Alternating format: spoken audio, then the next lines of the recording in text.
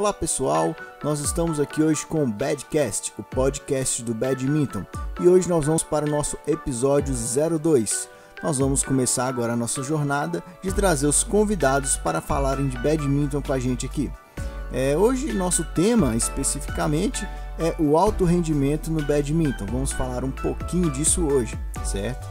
A gente começou a nossa jornada no episódio piloto 01. Quem ainda não ouviu, corre lá no Spotify da equipe ou no YouTube, Equipe de Badminton ABB Montes Claros, e você vai poder ouvir na íntegra o nosso episódio 01. Hoje nós vamos falar de alto rendimento com um grande convidado, agradecer a presença dele aqui, né? O Davidson. E aí, Davidson, tudo bem? Fala um pouquinho aí das suas qualificações no badminton. Bom, antes de tudo, eu quero agradecer a oportunidade, esse momento de estar aqui, esse bate-papo. Pra gente que é amante da modalidade, isso é um momento de troca muito importante e muito enriquecedor. Então, nesse primeiro momento, eu quero antes de tudo agradecer. E bem, como o Bruno disse, meu nome é Davidson, eu sou profissional de educação física, sou pós-graduado em fisiologia do exercício e treinamento esportivo. Em relação ao badminton, eu sou tutor e técnico nível 1, certificado pela CBBD. Sou tutor e professor de Shuttle-Time, tutor e coach level 1 e coach level 2. Pois é, pessoal, vocês viram aí como a gente está com um convidado com um know-how no badminton. E diz aí pra gente, Davidson, quando você conheceu o badminton e qual sua relação com a Federação Mineira de Badminton? Eu conheci o badminton em 2004, Iniciei a minha carreira profissional na modalidade em 2008. Certo. Em 2015, nós iniciamos o processo de instituição dessa nova federação. E aí desse tempo, de 2015 até o ano passado, até 2020, eu foquei todo o meu trabalho na instituição e na gestão da federação. Neste momento eu estou vice-presidente da federação, incumbido inclusive da função de promover o fomento e o desenvolvimento da modalidade no estado. E esse momento é um momento especial justamente porque vai de encontro à minha missão nesse momento enquanto vice-presidente da instituição. Perfeito. Bacana demais, Davidson. Beleza. Agora vamos ao ponto que interessa, que o pessoal deve estar doido aí para saber, em relação ao alto rendimento, né? O Davidson, qual seria assim os principais focos ou singularidades de um atleta, né, que queira chegar a um atleta de alto rendimento quanto às questões de treinamento e preparações psicológicas? O que seria assim esse foco principal para o alto rendimento? O que você nos diz sobre essa questão? Ô Bruno, falar do foco do atleta de alto rendimento é bem interessante. Nós precisamos entender o seguinte: o atleta ele se encontra no ponto A e deseja chegar no ponto B. Certo. Falando de badminton, digamos que todo atleta de alto rendimento deseja conquistar uma vaga olímpica. Então nós já temos aqui onde o atleta quer chegar, o ponto B, o destino final dele, a vaga para os Jogos Olímpicos. Perfeito. Agora a gente precisa identificar onde esse atleta se encontra, onde ele está. Feito isso, o próximo passo é traçar um plano de ação com estratégia para esse atleta cumprir e ser impulsionado ao longo do caminho até atingir o ponto B, até atingir o destino final dele, que é os Jogos Olímpicos. Para isso, vão ser traçadas metas. O objetivo maior dele, que é a chegada nos Jogos Olímpicos, vai ser dividido em metas, e ele vai cumprindo meta a meta para ir evoluindo no caminho e chegar nos Jogos Olímpicos. Repara então que nós temos aqui já 3 passos. A primeira coisa que nós fizemos foi identificar onde estávamos e onde queríamos chegar. O segundo, traçar um plano de ação, uma estratégia para percorrer esse caminho. E o terceiro, estabelecer as metas que ele foi cumprindo, que ele vai cumprindo, para ir caminhando até o objetivo dele. Perfeito. E aí, o foco do atleta não está no resultado. O resultado ele já mirou, ele já sabe que ele quer chegar lá. Só que ele tem um passo a passo para cumprir. E aqui está o ponto X da questão. O foco do atleta de alto rendimento está no processo. E se a gente for aprofundar mais, entrar mais no cerne da questão, o foco do atleta de alto rendimento está no processo diário de evolução. No dia a dia, no treino. Quais são os pontos fracos dele? Onde ele precisa dar um plus, onde ele precisa melhorar? E os pontos fortes dele? Sim. Onde ele precisa manter, porque ele não pode perder, então ele precisa continuar treinando aquilo que já está bom. Competir em alto rendimento exige alta performance. Justamente. E aí eu tenho que chegar numa competição em estado ótimo. Para isso, todos os fatores que nós temos precisam estar em estado ótimo. Eu vou elencar aqui 5 fatores: físico, técnico, tático, psicológico e de estilo de vida. Entendam estilos de vida como núcleo familiar, contágio social, questões de estresse, sono, descanso, questões nutricionais, de lazer, de educação. São todas questões de estilo de vida, tá? Que entram em estilo de vida. Então nós temos 5 fatores. Verdade. Todos eles precisam estar em estado ótimo.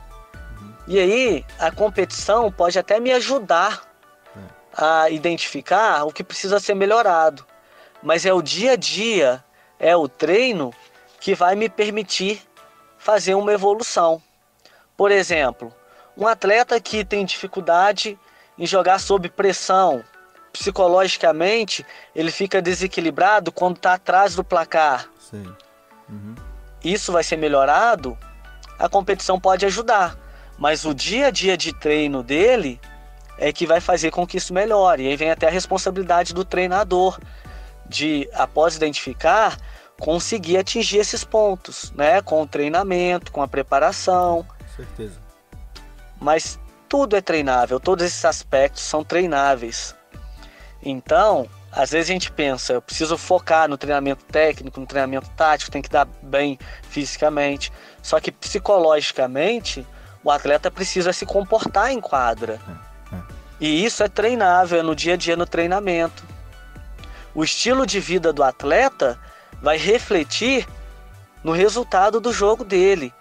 Aquele atleta que tem uma noite de sono mal dormida, que às vezes foi para uma balada antes do evento, antes de uma competição, certamente o corpo dele não vai conseguir corresponder como se estivesse descansado. Toda razão. E isso é treinável. Isso dia a dia, isso na aplicação prática no dia a dia, faz com que o atleta perceba isso.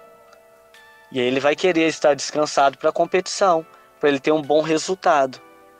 Certo, Davidson. E justamente uma coisa muito tocada, né, um ponto muito importante da questão psicológica e também da questão dos fatores externos à quadra, né? O que você acha que isso poderia fazer relação com vamos dizer assim, o próprio rendimento do atleta nos treinamentos, até em competições, né? O que seria essa relação do, vamos pôr, mundo externo com o próprio rendimento do atleta e a parte psicológica também, que é um ponto muito crucial, principalmente no badminton? A gente precisa entender o seguinte, vou dar 2 exemplos. Nós temos um arquivo de gavetas e nós temos uma teia de aranha. É preciso compreender que a cabeça do atleta não funciona como a gaveta de arquivos, onde ele chegou agora para o treinamento físico, ele vai fechar a gaveta técnica, tática, psicológica, de estilo de vida e vai treinar o físico. Na verdade é como uma teia de aranha, em que os fatores são todos interligados. Um fio é ligado ao outro, um fator sustenta o outro. Imagina um atleta que tem um potencial físico muito bom, uma capacidade de evolução física muito boa, mas chega para o treinamento mal alimentado e sem dormir, com o corpo cansado. Certamente esse atleta não vai conseguir render o treinamento físico como se ele tivesse alimentado e descansado. Então repara que o fator estilo de vida está interferindo na preparação física dele. Sem dúvida, sem dúvida. O atleta chegou para um treinamento e aí com uma exigência tática muito grande e ele teve um problema familiar, porque a família é desestruturada e ele precisa, em meio a um turbilhão de problemas, de coisas que ele está vivenciando no seio familiar dele, ter no treino uma série de tomadas de decisão para levar ele a um resultado. Será que esse atleta vai conseguir tomar a decisão correta ali no treino, da forma com que é esperada, quando ele está em condições ideais, sendo que ele está com uma série de problemas? Por mais que nós digamos, mas um atleta profissional ele tem que aprender a conviver com essas coisas. Sim, mas essas coisas são treináveis e repara que neste caso o fator psicológico está interferindo o fator tático dele no treino daquele dia. Então, esses fatores são interligados. E aí, vem um outro ponto, que é uma régua que é formada, uma escala. Todos esses fatores juntos, eles dão uma média do atleta. Vamos pensar que nós temos uma escala de 0 a 10 para cada um desses 5 fatores. Se o atleta tem 10 em todos os fatores, ele vai ter uma média 10. Então você pega um atleta de 0 a 10, a média dele é 10. Se um atleta desse, somando todos os fatores, tem uma nota 35, como são 5 fatores, a média desse atleta vai ser 7. Então o atleta é muito bom tecnicamente, legal, ele executa um movimento muito bom, um movimento limpo, perfeito. Mas a tomada de decisão dele é errada. O atleta não tem um desenvolvimento tático bem definido. E aí ele executa um movimento muito bom, mas no momento errado. Então não adianta ele ter uma execução muito boa, mas com a tomada de decisão incorreta. É verdade, né? Tem esse conjunto de fatores aí, né? E aí, apesar de parecer óbvio, o foco do atleta tem que ser nesses 5 fatores que eu citei anteriormente. Obviamente, ele vai se preocupar mais com umas questões do que com outras. Ele vai identificar o ponto fraco dele e vai dar uma atenção especial para isso que ele precisa melhorar. Enquanto no ponto forte dele, onde ele já está em estado ótimo, ele vai dar menos atenção. Mas não significa que ele não vai treinar ou que ele não vai focar. O foco vai ser um pouco menor porque já está bem desenvolvido. Ele vai ter que focar mais em outra área. Mas tem que focar da mesma forma. E é legal despertar o atleta para essa consciência e esse entendimento macro de que um fator é interligado no outro, para que ele assuma a responsabilidade da evolução dele, para que ele entenda que existe uma equipe preocupada com a preparação, com o planejamento para essa evolução, mas que as tomadas de decisão dele interferem diretamente nisso. E aí é como um jogo de engrenagem, ele tem 5 fatores para observar e são 5 engrenagens. E essas engrenagens, para girar, elas estão acopladas uma à outra, é necessária uma sinergia. E se uma dessas engrenagens tiver com um dente um pouco maior, mais mal lapidado, em algum momento vai bater e vai parar. Então um fator pode ser que faça interromper todos os outros. Então é necessário que ele tenha foco para lapidar cada fator necessário para a evolução dele. Certo. Então justamente, né? Tem que ser um conjunto, né? Vindo trabalhando junto, justamente. Tudo equilibrado, vamos falar assim, né? E assim, Davidson, como que eu identifico, vamos falar assim, né? Quais são as peculiaridades que eu tenho que observar e olhar? O que seria, né, que eu tenho que atentar para poder achar um atleta jovem para iniciar esse alto rendimento, né? Como identificar esse atleta? Ô Bruno, detectar talentos é como buscar petróleo, não como garimpar ouro. Por que eu digo isso? Eu me explico. Se você observar as minas de ouro, normalmente os mineiros eles acham um ponto e numa tentativa de acerto e erro, eles cavam, se acham ouro, ok, Se não acham, eles partem para a próxima. É uma loteria. Buscar petróleo, faça o estudo do local, do solo, identifica que há o petróleo, faça a perfuração e a extração do petróleo. Para isso, exige ciência. E detectar talento, da mesma forma, exige ciência, não é uma tentativa de acerto e erro. O campeão, ele já nasce com uma carga genética diferente dos demais. Mas o meio em que ele é inserido, o meio ambiente dele, tem um papel fundamental nesse desenvolvimento. Ele precisa ser propício para que o atleta se desenvolva. Entendi. Para isso, a gente vai observar alguns fatores. Os fatores internos são as características hereditárias, as questões genéticas, nutricionais, de idade, sexo, equilíbrio hormonal e vários outros fatores. Assim como os externos, onde esse atleta é inserido: saneamento básico, educação, família, estresse psicológico, exposição a risco e vulnerabilidade social, contato com drogas, enfim, todos esses fatores externos que podem interferir no desenvolvimento dele. A partir daí, a gente começa a unir ciência e prática para poder desenvolver esse potencial atleta, para identificar, para detectar e desenvolver um potencial atleta. Certo. E aí eu vou utilizar um exemplo aqui com você, que é a puberdade. Ok. As meninas entre 10 e 14 anos e os meninos entre 12 e 16 anos passam pelo período da puberdade. É um período onde eles sofrem alterações físicas e hormonais no corpo deles.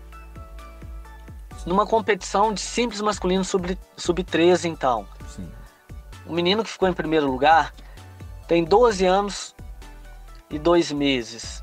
Ok. E o menino que ficou em segundo lugar tem 11 anos e 5 meses. E nós vamos fazer uma avaliação. Ok. Esse garoto que ficou em primeiro lugar conseguiu essa classificação por causa do potencial dele. Conseguiu o primeiro lugar porque ele já está mais forte, maior e mais forte, já com os efeitos da puberdade em relação aos demais, ou porque uniu-se as duas coisas. Ele tem um potencial muito bom e aí está passando por esse período que o favoreceu mais ainda. Entendi. E o que ficou em segundo lugar? Ele já chegou na puberdade? Como é que é o potencial de jogo dele? Será que se ele já tivesse na puberdade, já tivesse maior e mais forte como o outro, ele conseguiria ganhar? Entendi. É lógico que o resultado do jogo não dá para se identificar, mas dá para saber qual seria o potencial dele, sabendo que ele vai passar por alterações em que ele vai ficar mais rápido, mais forte. Entendi. Correto? Correto. E isso eu só consigo fazer aplicando a ciência. Não existe outra forma de fazer isso. Até existe, como os garimpeiros, uma tentativa de acerto e erro. Certo. Mas a gente tem uma forma mais assertiva, mais certa de fazer, que é lançando mão de testes, aplicando. Você tem, por exemplo, a escala de Tanner, onde você faz uma avaliação da maturação sexual dos meninos e das meninas para identificar se já atingiu a puberdade ou não. Sim. Então essa é uma questão. Lançar mão dos testes para identificar essa carga genética, para conseguir deixar um ambiente rico, propício para o atleta se desenvolver. Entendi, perfeito. A outra questão são as variáveis chaves da modalidade que se pretende. No nosso caso, por exemplo, o badminton. Tem que se levar em consideração. Não tem como levar as variáveis chaves. Se você pegar, por exemplo, o badminton, ele exige que o atleta seja ágil, tenha força, velocidade, resistência, flexibilidade, equilíbrio, coordenação, tempo de reação, capacidade aeróbica, concentração, potência, uma boa capacidade de tomada de decisão. Verdade. Justamente. E aí, nós precisamos de lançar mão de ferramentas para identificar e monitorar essas variáveis chaves no nosso atleta. Sim. O meu atleta, e eu volto lá atrás naqueles 5 fatores, o meu atleta, ele precisa desenvolver determinada capacidade. Como eu sei que ele precisa desenvolver? Avaliando. Eu vou fazer testes, vou aplicar testes nele, vou avaliar e vou identificar. Isso precisa melhorar, isso aqui a gente precisa manter. Então eu tenho que aplicar testes, eu tenho que fazer avaliações. Para isso, eu preciso ter conhecimento de forma geral do desenvolvimento, das fases, dos períodos críticos de desenvolvimento. Para eu montar um treino adequado, eu tenho que ter conhecimento das variáveis chaves da modalidade em que eu pretendo exercer, no nosso caso o badminton. Então eu tenho que conhecer as variáveis chaves do badminton para saber como eu preciso desenvolver, como eu preciso trabalhar. E assim, Bruno, a gente consegue pensar no desenvolvimento do atleta, usando a ciência para poder identificar, para poder monitorar, para poder avaliar, para poder manter. E nós precisamos da prática. Nós precisamos de um treino bem elaborado. Justamente. Nós precisamos de treinos assertivos. Não precisam ser treinos mirabolantes. Tem que ser treinos eficientes. O meu treino ele tem que ser montado para o atleta. Então o meu atleta tem a exigência X, eu tenho que montar um treino X. Não adianta, por exemplo, eu precisar melhorar uma tomada de decisão do meu atleta e colocar um monte de cone, fazer um treino maravilhoso, colorido de cone na quadra, em que o atleta vai realizar exercícios físicos e sem a exigência de uma tomada de decisão. Então, foca no atleta, foca naquilo que precisa ser trabalhado, une ciência, aplica teste, avalia, monitora e dá estímulo. Assim se desenvolve, assim se consegue se detectar um talento. Certo, bacana, Davidson. Ficou bem esclarecida essa parte. Agora sim, a gente acaba pesquisando um pouquinho, né, sobre o entrevistado e fiquei sabendo que você está fazendo um curso, mais um detalhe que você vai aprofundar em estudos de badminton, né? Você já tem vários. Como que é? Qual é esse curso? Qual o foco de estudos desse curso? Como é que é? Explica um pouquinho pra gente saber um pouco mais aí. Bruno, esse curso que eu tô fazendo, curso de esporte de alto rendimento, é um curso que está sendo aplicado pela Associação Brasileira de Treinadores, o Instituto Olímpico Brasileiro e do COB, Comitê Olímpico Brasileiro. Ele é dedicado a profissionais de educação física, treinadores, tá? E o foco dele, nesse primeiro momento, nessa primeira parte do curso que a gente está terminando agora, é trabalhar com a detecção, formação, até o alto rendimento. Estão trabalhando nesse curso os treinadores de badminton, de boxe e de natação. Foi feito um processo seletivo, uma avaliação, uma triagem de currículos, e aí alguns treinadores foram selecionados. Do badminton nós somos 30 treinadores, estamos passando por essa capacitação. Legal. Que se encerra agora, o primeiro módulo. E aí, perdão, o primeiro módulo não, se encerra agora a primeira parte do curso. Sim. E depois entra a segunda parte, que é a parte do acompanhamento do atleta de alto rendimento. Tá? Então agora, nesse momento, o foco do curso é detecção até a formação do atleta de alto rendimento. Depois, a segunda parte do curso vem o acompanhamento desse atleta. Nossa. Então a gente tá bem... Nosso tema tá totalmente a ver aí com a temática do curso, né? Então a gente fez o convite para a pessoa certa. Então bacana, legal demais. E assim, então agora vamos mudar um pouquinho esse foco. A gente focou no atleta, né? Na parte do que o atleta precisa, qual é essa interação, né? Da parte psicológica, da parte social, da parte técnica. Agora vamos focar numa pessoa importantíssima nesse trabalho também, que é o próprio treinador, né? Quais seriam, assim, Davidson, suas características, né? E quais os objetivos e nortes que você considera, né? Claro, as características de um bom treinador para o alto rendimento. Ô Bruno, digamos que não há uma verdade absoluta, né? Às vezes a minha forma de fazer gestão não é tão boa para o outro. Mas eu, Davidson, particularmente, penso que nós temos 3 tipos de treinadores. Um treinador prático, que é aquele que reproduz muito na prática. Entenda e me explico. Eu vejo um treino, coloco na prática, eu vivencio um treino, coloco na prática. E aqui eu tenho uma armadilha, que às vezes o meu atleta está precisando de um estímulo e eu estou dando outro. Nós temos o treinador teórico, que também apresenta uma armadilha, porque é um treinador que estuda muito, que tem muito conhecimento, mas tem pouca vivência prática. E aí quando chega na hora de fazer a aplicabilidade, ele tem o conhecimento, ele sabe o que é, mas não sabe o momento correto de aplicar. E nós temos o terceiro treinador, que é aquele que une as duas coisas numa praxis. Faz a junção da teoria e da prática. Ele estuda, ele entende o que tem que ser feito, por que tem que ser feito, ele busca o conhecimento e coloca na prática. E com feeling ele consegue fazer as alterações necessárias.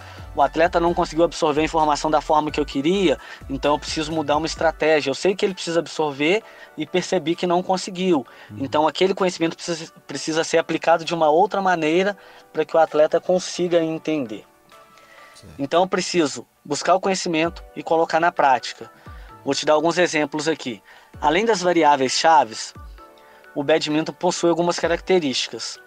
Por exemplo, o tempo médio de uma partida é de 44 minutos. A peteca fica em jogo, em média, apenas 13. O tempo de rally é de aproximadamente, em média, 10 segundos. O tempo de recuperação entre um ponto e outro, a média é de 21 segundos. O atleta tem o jogo mais ou menos numa intensidade de 90%. Ok, o que eu vou fazer com todas essas informações? Eu estudei, eu adquiri o conhecimento, eu sei quais são as variáveis chaves, eu sei as características e a dinâmica do jogo, agora eu preciso unir e fazer a aplicabilidade. Quando eu coloco isso em prática e consigo colocar com excelência, a gente tem a sabedoria.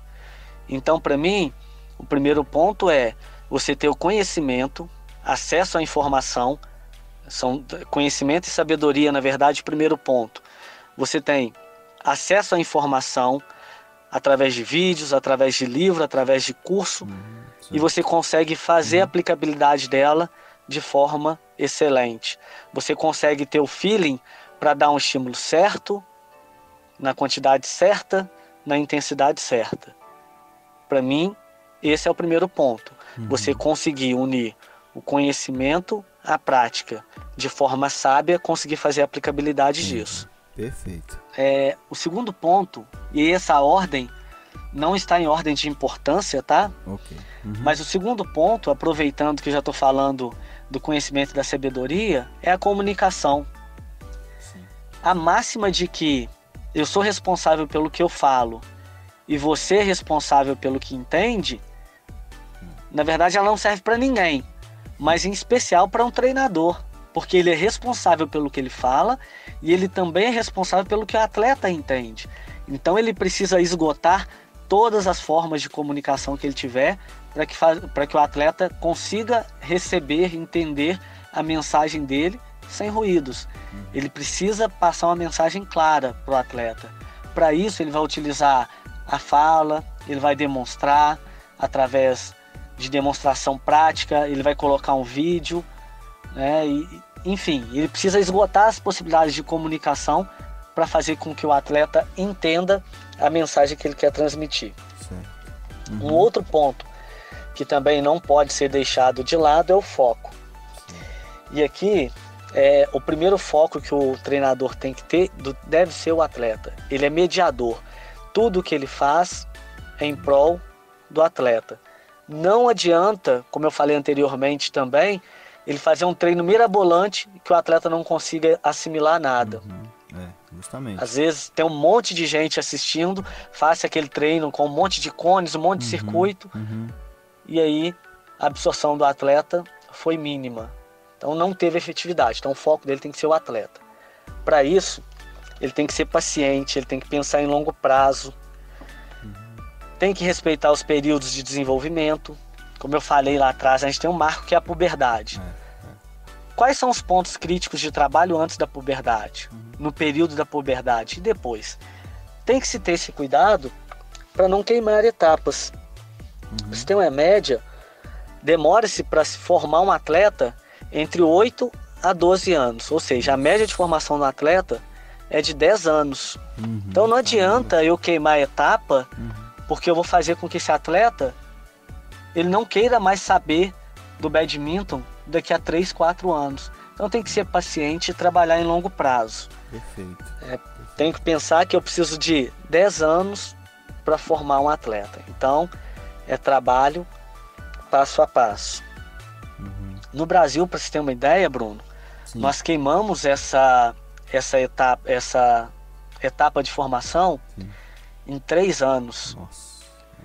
Considerando que, por exemplo, o garoto vai começar a jogar com 7 anos, e a gente precisa entender uma diferença entre iniciação precoce e especialização precoce. E Davidson, seguindo nessa temática assim, da questão que você começou da iniciação, tem alguma idade específica melhor para começar ou uma que não deveria começar? Como é que é essa questão do início do badminton com a idade da criança? O quanto antes uma criança começar numa atividade é bom. Eu só tenho que ter cuidado com o tipo de informação que eu vou levar para não superestimar a capacidade que ela tem, não dar acesso a muita informação que ela não vai ser capaz de assimilar e que eu vou acelerar algumas etapas que não deveria. Entendi. Mas iniciar precocemente não tem problema nenhum. O problema é especializar-se precocemente. Então, pensando que uma criança vai iniciar aos 7 anos o badminton, com o tempo de formação, ele ia estar pensando em resultado, em rendimento, com 17 anos. No Brasil, assim como outros lugares, né? Mas se a gente está falando de Brasil, você pode observar que o atleta com 13 anos, com 14 anos, ele já está no limite de informação, no limite de competição, no limite de estresse. Então no Brasil a gente queima essa etapa. E isso pra gente é muito ruim. Você vê quantos atletas de tênis surgiram depois do Guga no Brasil. Acho que é uma pergunta que tem que ser feita. Inclusive em outras modalidades. Eu estou usando o tênis porque o tênis é muito aparente, né? Mas assim, será quantos Igor, quantas Fabiana Silva nós vamos ter? Será que nós vamos queimar a etapa? Será que nós vamos fazer esse processo da forma correta? Então o treinador ele é muito responsável por isso. Interessante, viu? Para se ter uma ideia, a média de tempo anual de treino de um atleta é em média 1.300 horas.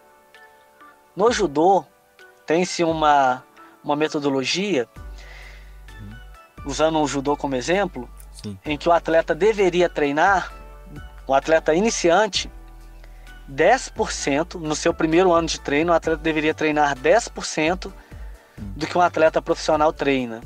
Ou seja, são 130, 140 horas anuais.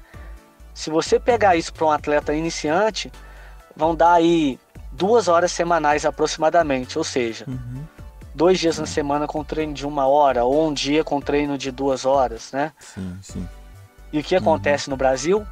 Você vê o garoto que entra e vai treinar 4, 6, 8, 10 horas por semana, já no seu primeiro ano de treino. Daqui a 4 anos, ele já não quer saber mais de badminton. Então, o professor, o treinador, ele precisa ter esse cuidado. E aí o que eu vejo, Bruno, é uma visão minha, tá? Que a falta de preparação pedagógica e científica, ou seja, o conhecimento e a prática, essa junção dos dois no Brasil, ela é muito deficitária. Existe uma distância muito grande. Você tem Os cientistas, aqueles que estudam, e eles estão de um lado, e os treinadores, aqueles que estão na prática, de outro. Há um movimento já para juntar, para unir isso, mas até hoje a gente ainda vê que há uma cisão, há uma separação. Eu estou em campo, eu faço a prática, você está lá, sua função é estudar. Aí, às vezes, o que eu preciso que ele estuda não chega até ele, e o que ele estuda não serve para mim.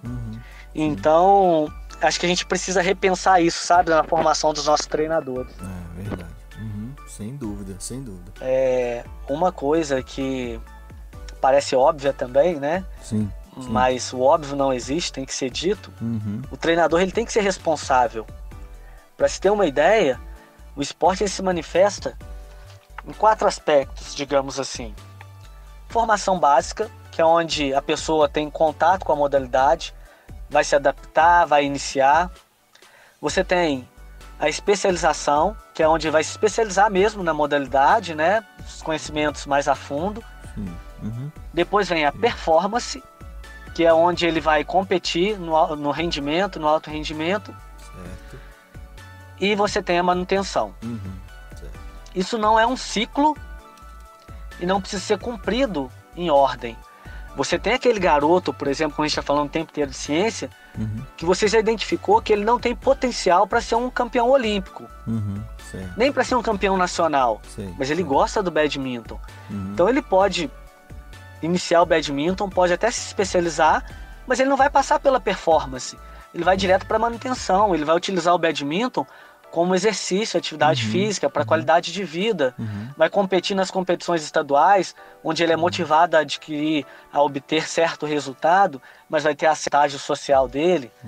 Da mesma forma que você tem um atleta que depois que sai da alta performance, ele vai parar em algum momento de jogar, ele vai se aposentar. E aí ele vai precisar fazer uma manutenção. Ele vai continuar jogando badminton de forma recreativa, ele vai montar um centro de treinamento e vai atuar com o badminton, ele vai de que forma permanecer, né? Tem aqueles que vão iniciar o badminton, vão conhecer, vão iniciar e não vão querer se especializar. O adulto que conheceu o badminton e que sai do trabalho estressado, ele só quer ir lá jogar, ele não quer melhorar a performance dele. Ele não quer especializar, parar para treinar, ele quer ir jogar, fazer uma atividade física. Então ele sai do conhecimento da modalidade, ele sai da iniciação, da adaptação e vai direto para a manutenção. Vai ser como atividade física, qualidade de vida também. Então é necessário que o treinador ele tenha essa responsabilidade. Existe um estudo que fala que 1 a cada 3 atletas eles abandonam a modalidade, seja pelo motivo qual que for, pela especialização precoce, seja pela falta de estímulo. Verdade. Então, assim, há um abandono da modalidade. E qual é a nossa responsabilidade enquanto treinadores nesse processo? Isso tem que ser pensado. É lógico que entram outros fatores, como pressão de família, pressão do representante do clube, que quer um resultado, né? Tem outros fatores para serem avaliados, eu tenho ciência disso. Mas eu, enquanto treinador, eu tenho que ter ciência de que eu tenho também responsabilidades nesse processo. E será que não sou eu, com o conhecimento que eu tenho, que vou trabalhar para, junto com outras pessoas, mudar essa cultura de resultado imediato? Então há que se ter essa responsabilidade, sabe, Bruno? Ele precisa ser um bom gestor, precisa conduzir os atletas, vai conduzir uma equipe técnica, né? Então tem que fazer mediação de conflitos. Isso faz parte da vida do treinador, de um bom treinador. Ele precisa ser questionador, precisa questionar o seu trabalho, precisa questionar a ciência, precisa questionar outras pessoas, ele precisa buscar soluções. Ele vai questionar no sentido de fazer uma avaliação fria, uma avaliação imparcial e entender, isso precisa mudar, isso aqui eu preciso estudar, isso aqui eu preciso conhecer, né? Então ele tem que ser questionador, ele tem que ser pedagogo, não adianta, um treinador ele tem que ser pedagogo, ele tem que desenvolver, pensar em recursos didáticos pedagógicos que vai facilitar o processo de desenvolvimento, que vai potencializar o desenvolvimento do atleta, não só como desportista, como pessoa também. Sim, eu, como treinador, vou influenciar o meu atleta como atleta, ok, e como pessoa também. E qual é a influência que eu estou exercendo sobre ele? Então, mais uma vez, além disso, tem a responsabilidade do professor, do treinador, e ele precisa ser pedagogo para pensar nesse processo didático pedagógico para que seja feito da melhor forma possível. Não, perfeito. Ô Davidson, a gente já atingiu aqui os nossos 40 minutos, né? O nosso Badcast, ele é um Badcast focado num tempo aproximadamente de 20, 30 minutos, mas a gente está num papo muito bom. É uma temática muito ampla, né? A gente sabe disso. Então não é com 40 minutos que a gente vai conseguir abranger todo esse tema, mas eu acho que ficou muito bacana. A gente falou da parte de atletas, a gente falou da parte de treinadores, então acho que isso ficou bem legal. Eu queria te agradecer de verdade, agradecer muito aí para você entrar junto com a gente e estrear, né, esse Badcast com os convidados, porque a gente estreou no 01, o piloto, né? Agora a gente está com o 02 e vamos tentar manter aí esses convidados e conversar sobre o badminton, fazendo esse Badcast, né, o podcast do badminton. Então, Davidson, eu queria te agradecer muito e abrir, né, o microfone aí para você fazer suas considerações finais, seu agradecimentos, o que for, fique à vontade aí, a gente agradece daqui demais, beleza? Eu quero aproveitar o momento para agradecer a oportunidade. Como eu falei no início, estrategicamente eu assumi a função de vice-presidente da federação com o objetivo de pensar no desenvolvimento da modalidade. E esse aqui é um primeiro passo. Eu acredito que essa troca de informações, a troca de conhecimentos, ela é muito importante para esse processo de evolução. E a BB Montes Claros, além de abrir as portas para que a gente fizesse isso, né, como um primeiro passo dado, está fazendo parte desse marco. Sim. Eu acredito que a troca de conhecimento ela é importante, a gente aprende o tempo inteiro. Eu tenho conhecimento em determinadas áreas, outras pessoas com certeza têm outros tipos de conhecimento. E essa troca ela faz com que todo mundo cresça. Então espero que nós tenhamos mais momentos como esse. Com certeza. Quero parabenizar mais uma vez o trabalho que a ABB tem feito nesse sentido, a ABB de Montes Claros. Dizer que eu estou aberto a trabalhar, essa parceria é muito bacana e é necessária. E beleza. Espero que nós tenhamos mais momentos como esse. Quando eu digo nós amantes do badminton, né? Que seja eu falando com vocês, eu falando com outras pessoas, outras pessoas conversando com vocês aqui, e que essa troca ela seja recíproca para que o nosso badminton possa de fato crescer e chegar onde a gente almeja que ele chegue, tá bem? Obrigado, espero que todos tenham gostado. Um abraço, fiquem com Deus. Valeu, Davidson, demais. A gente agradece aí a presença, o bate-papo que a gente teve, foi muito bacana.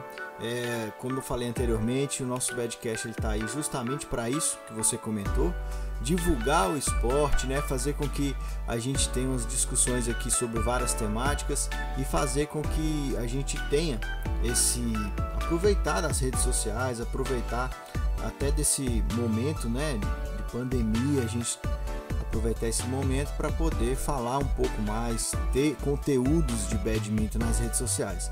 Então, siga a gente aí, @badmintonabbmoc no Instagram. Também você pode ouvir os badcasts que vão soltar aí no YouTube, no Spotify, equipe de badminton ABB de Montes Claros. E agradecemos muito aí, pessoal, valeu mesmo. Nosso objetivo é sempre esse e vamos continuar trazendo os convidados aqui para a gente conversar sobre o badminton, tá ok? Valeu, boa tarde, boa noite, bom dia aí para todo mundo. Valeu!